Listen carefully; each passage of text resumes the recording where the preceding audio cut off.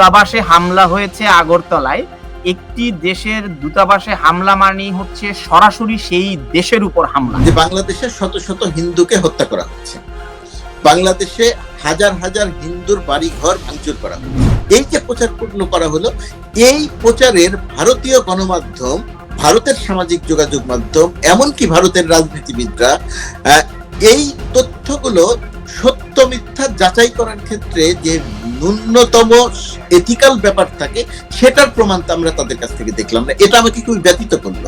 একটি উদাহরণ দিতে পারবেন যে চীন সীমান্তে ভারতীয় বিএসএফ গুলি করে একজন চীনা নাগরিককে হত্যা করেছে? Give me one example. বাংলাদেশের কোনো পররাষ্ট্রমন্ত্রী, পররাষ্ট্র সচিব গেলে কি নরেন্দ্র মোদীর সাথে বৈঠক করেন? এই কোন গণমাধ্যম ভারতে? প্রশ্ন করার আগে তার অনুমতি নেওয়ারও প্রয়োজন বোধ করছেন না, রাস্তায় ধরে জিজ্ঞেস করছেন যে তুমি কি কলকাতা দখল করতে এসেছো কিনা। আমি জানি আপনি টেলিভিশনে কাজ করেন না, আমি জানি আপনি পত্রিকায় কাজ করেন না, একজন গণমাধ্যম কর্মী হিসেবে আপনার কি মনে হয় না যে এই তথ্যগুলো বিভ্রাটের কারণে ভারতীয় সংশ্লিষ্ট গণমাধ্যম, আপনাদের প্রেস কাউন্সিলের কি ভূমিকা, আপনার সরকারের যে রেগুলেটরি বডি আছে তাদের কি ভূমিকা? আপনার দেশে কি জবাবদিহিতার কোনো রেগুলেটরি বডি নেই? আপনি কি দেখেছেন যে ফেলানির লাশ ঝুলছিল তার কাটার উপরে? সেই দিন আপনি দ্য টেলিগ্রাফ ইন্ডিয়া প্রতিবেদন ছেপেছিলেন। আমি না কোনো জেনারেলাইজেশনে বিশ্বাস করি না। You can't paint everybody with the same brush. At times there are mistakes and at times there are deliberate things. তো সেক্ষেত্রে বিএসএফ এর কাজের ক্ষেত্রে ভুল ত্রুটি আছে, এবং এটা একটা মেজর পলিটিক্যাল ইস্যু। পশ্চিমবঙ্গের নির্বাচনে ওটা ইস্যু হয়, মমতা ব্যানার্জি এটা নিয়ে কথাবার্তা বলেন। It's a work in progress, there should be zero tolerance towards any death on the border. সেদিকে আমরা এগোচ্ছি। IPCO brand selects only the best products for our customers. প্রিয় দর্শক, রাজনীতি এবং সমসাময়িক বিষয় নিয়ে লন্ডন থেকে প্রচারিত পলিটিক্যাল টিভির নিয়মিত আয়োজন পিপলস কোয়েশ্চেন অনুষ্ঠানে আপনাদের সকলকে স্বাগত জানাচ্ছি। আমি তানভীর আহমেদ। আজকে আমাদের আলোচনার বিষয়বস্তু বাংলাদেশ ভারত সম্পর্ক, বন্ধু তুমি শত্রু তুমি। এই বিষয় নিয়ে কথা বলবার জন্য আমাদের স্টুডিওতে দুজন অতিথিকে আমন্ত্রণ জানিয়েছি। চলুন তাদের সাথে পরিচিত হই। আমার সাথে স্টুডিওতে রয়েছেন গোলাম মর্তুজা, যিনি মিনিস্টার প্রেস, ওয়াশিংটন ডিসি, যুক্তরাজ্য, Bangladesh high commission Washington DC, যুক্তরাষ্ট্রের তিনি মিনিস্টার প্রেস। এবং আমার সাথে রয়েছেন কলকাতা থেকে দেবদীপ পুরোহিত, তিনি দ্য টেলিগ্রাফ ইন্ডিয়ার ব্যুরো চিফ। আপনাদের দুজনকে স্বাগত জানাচ্ছি। ধন্যবাদ। দর্শক, আপনারা জেনে থাকবেন গণমাধ্যমের কল্যাণে গত 5 অগাস্ট বাংলাদেশের বিপ্লবী সরকার আসবার পর থেকে ভারত এবং বাংলাদেশের দুই দেশের সম্পর্কের বেশ অবনতি হয়েছে, এবং এই অবনতি চরম উত্তেজনাকর পরিস্থিতি তৈরি হয়েছে, এবং এই উত্তেজনাকর পরিস্থিতির কারণে ভবিষ্যতে বাংলাদেশ ভারতের সম্পর্ক কোন পথে যাচ্ছে সেই বিষয়গুলো নিয়ে আমরা কথা বলবো। আমরা 5ই আগস্ট পরবর্তী সময়ে বাংলাদেশ এবং ভারতের পরিস্থিতি নিয়ে যা ঘটেছে দুই দেশে, সেটি নিয়ে আমরা একটি ভিডিও চিত্র বানিয়েছি। সেটি আমরা প্রথমে একটু দেখতে চাই, তারপর মূল আলোচনায় ফিরছি। আমাদের সাথে থাকুন। 1971, a new nation is born.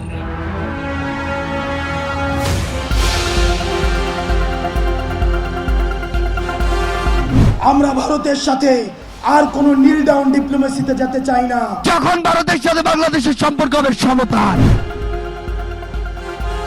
Everything was in total disorder.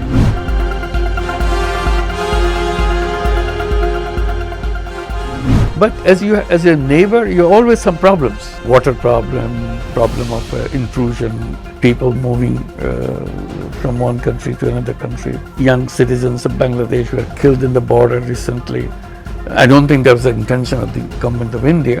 So it upsets people in Bangladesh. So these are skirmishes. These are things that we have to address, and there is no differences of opinion. No civilized government will say that. Even within India, they have problems with upper opinion, lower opinion. So it's not that this is Bangladesh, so we have created problem. It's a tricky thing. We have to work together, and there are international ways of solving that. We will follow that path and make a very happy solution.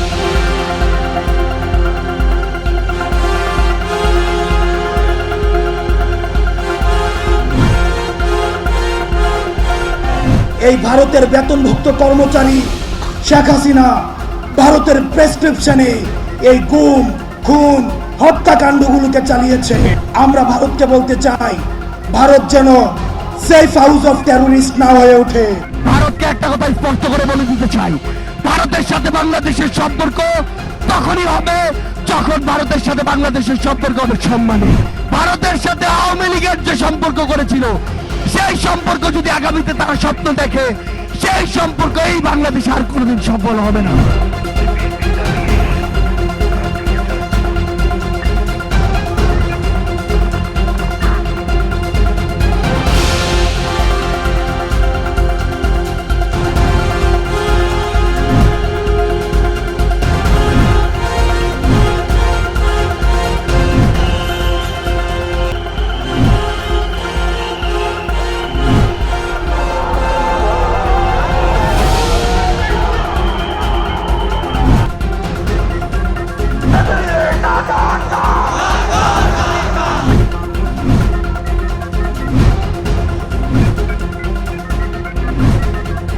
Option কিন্তু আমাদের কাছে আছে, অতএব আলু পেঁয়াজের ভয় আমাদের দেখাবেন না। বন্ধু, তুমি বন্ধুর জায়গায় থাকো, দালালি করতে এসো না।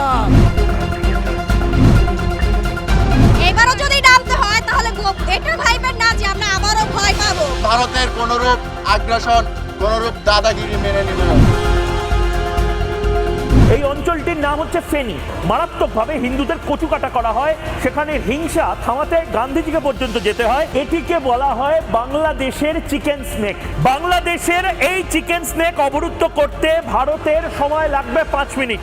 এই ফেনীটা যদি কোনোভাবে কাট অফ হয়ে যায় বা দখল হয়ে যায় বা অবরুদ্ধ হয়ে যায়, গোটা বাংলাদেশের এত বড় এত জেলা সহ যে বাংলাদেশ, সেই বাংলাদেশ থেকে কাট অফ হয়ে যাবে চট্টগ্রাম। এত বড় হিম্মত আপনাদের কেন কারো নেই যে বাংলা, বিহার, উড়িষ্যা সব নিয়ে নেবেন আর আমরা বসে বসে ললিপপ খাবো? আমরা বলেছি বাংলাদেশের সবচেয়ে নিকটবর্তী প্রতিবেশী দেশ হিসেবে ভারতের নিকট আমরা আমাদের দুদেশের মধ্যে বিদ্যমান সকল অনিষ্পন্ন বিষয়সমূহের দ্রুততম সময়ের মধ্যে নিষ্পত্তির জন্য ভারতের সহযোগিতা কামনা করি এবং এ লক্ষ্যে আমরা একযোগে কাজ করার বিষয়ে গুরুত্ব আরোপ করেছি।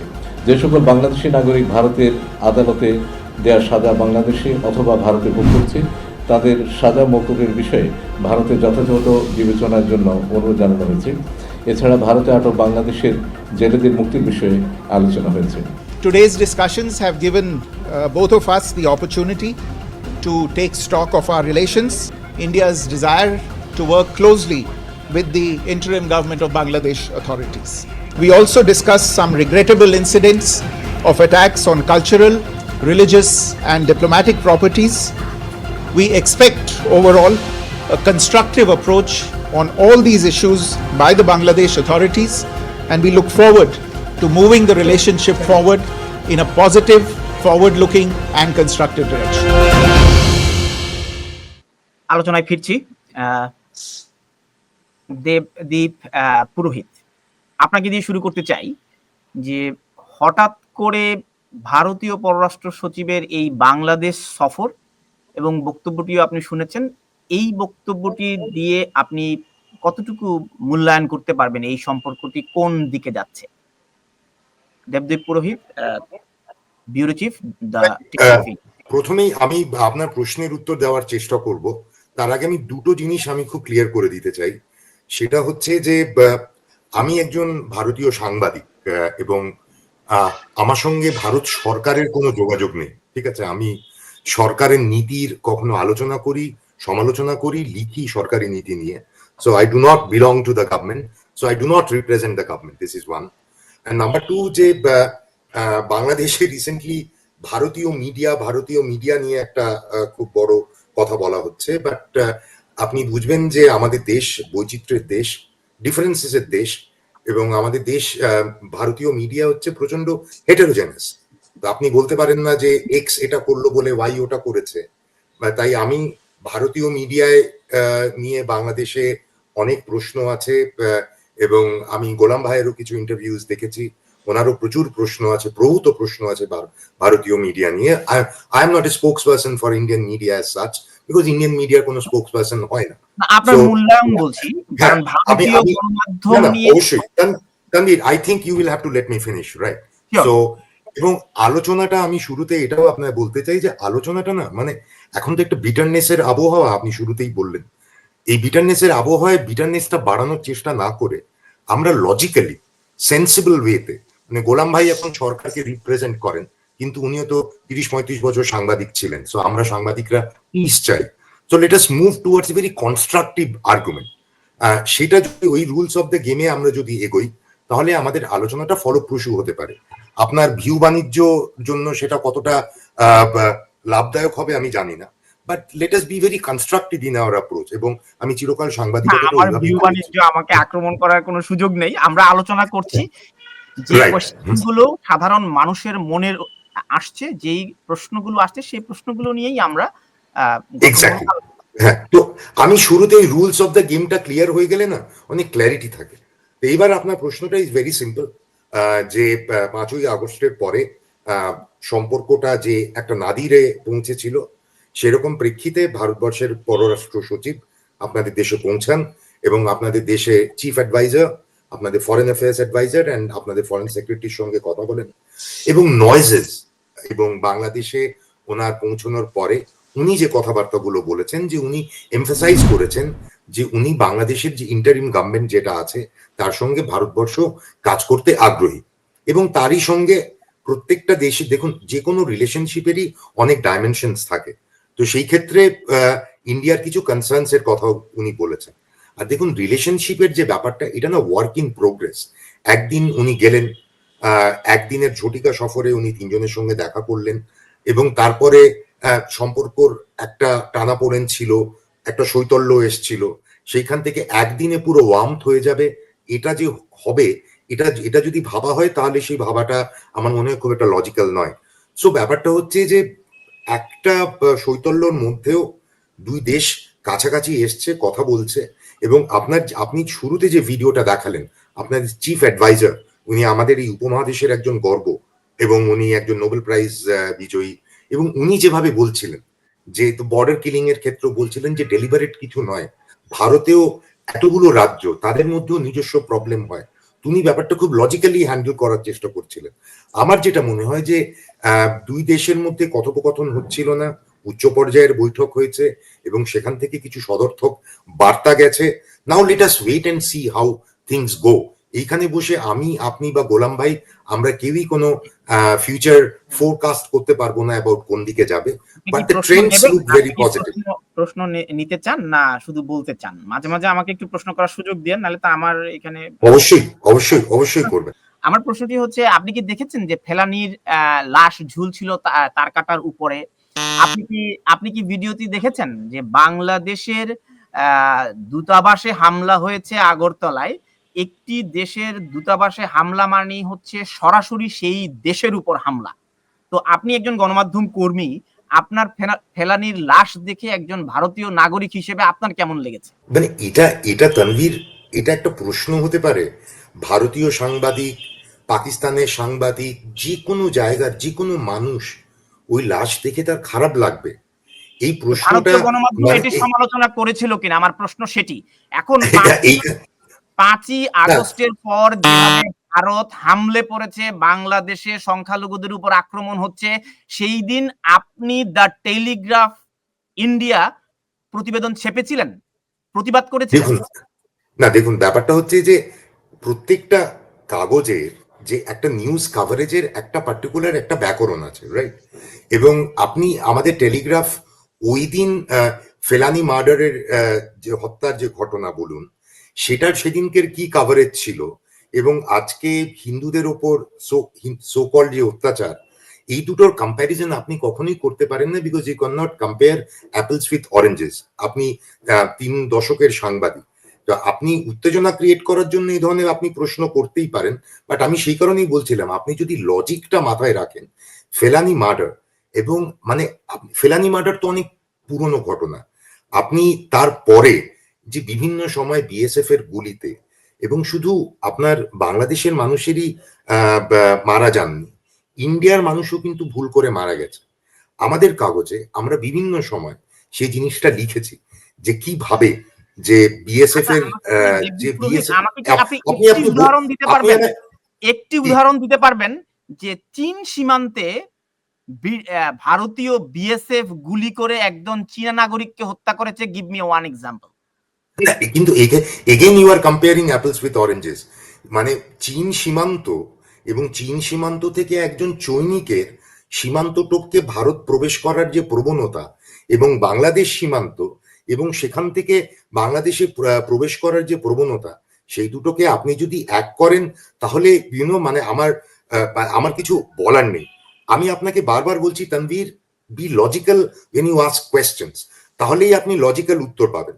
মানে আপনি এটা আপনার একটা প্রশ্ন হলো আমাদের দেশে, আপনি একটু বোঝার চেষ্টা করুন, you have to understand and you have to do some research before you ask questions.